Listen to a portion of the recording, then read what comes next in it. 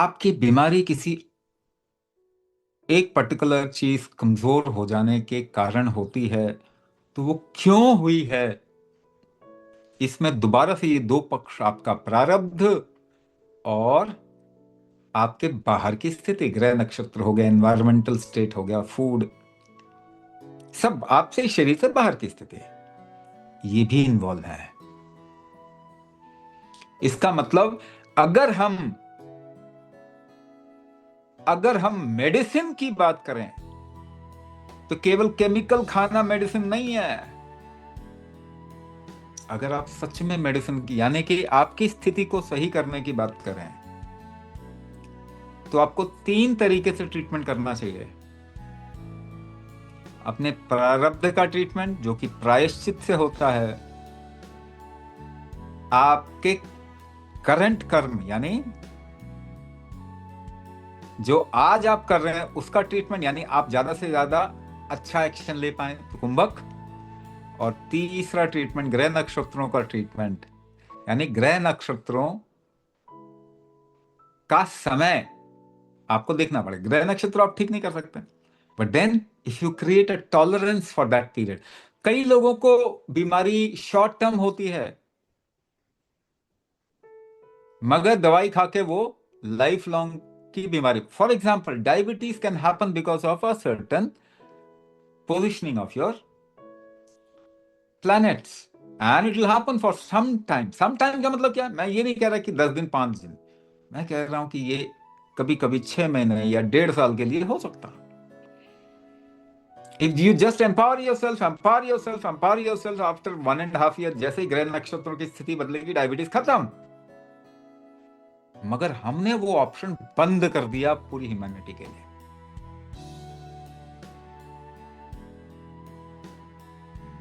Western model of medicine ने एक opportunity कि वो डायबिटीज से निकल पाए वो भी खत्म कर दिया।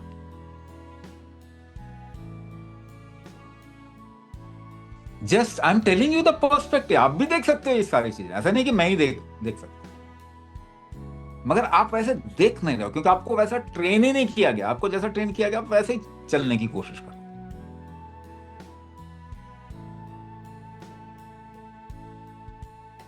कई बारी आगे का कोई चीज पूछ की तरह न लटक जाए, लोग कुछ समय निकाल के प्रायश्चित करते हैं, यानी वो अपने आप को एक निश्चित पैटर्न में ढालने की कोशिश करते हैं,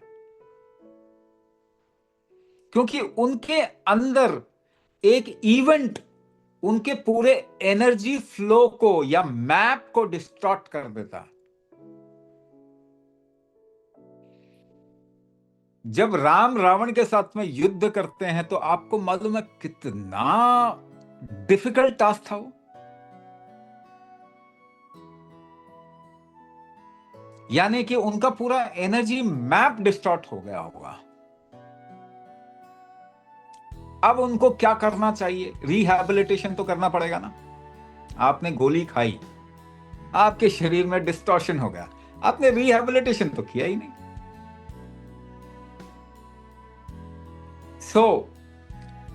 इसीलिए मैं कह रहा हूं प्रायश्चित। तो जब वो राम अपने गुरु वशिष्ठ के पास जाते हैं और वशिष्ठ देखते हैं अरे ये तो फुल डिस्टॉर्टेड एनर्जी है, तो कहते हैं राम रिहैबिलिटेशन तो कर लो। इसी रिहैबिलिटेशन को कहते हैं प्रायश्चित तो कर लो, यानी कि just for 1 year go in a place where you live the same routine for the whole year. एक सेम रूटीन में अपने आप को 1 साल तक रखो, so that your energy flow will get a particular pattern.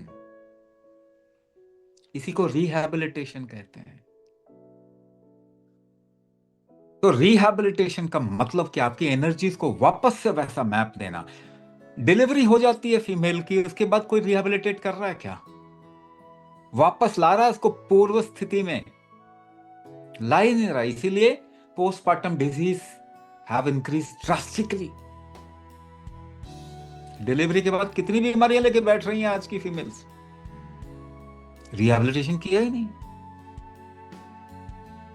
Otherwise कम से कम 3 महीने रिहैबिलिटेशन उसको करना पड़ता था, घर में गांव में डांट डपट के उसको बहुत कुछ करवाया जाता था।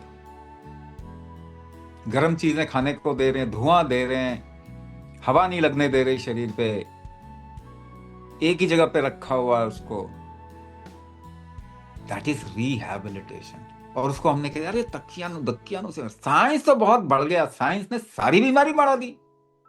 What is that science? ये तो वही कहानी हुई, भगवान के नाम पे सबसे ज्यादा लड़ाइयां हुई है, साइंस के नाम पे सबसे ज्यादा बीमारी बढ़ाई गई है।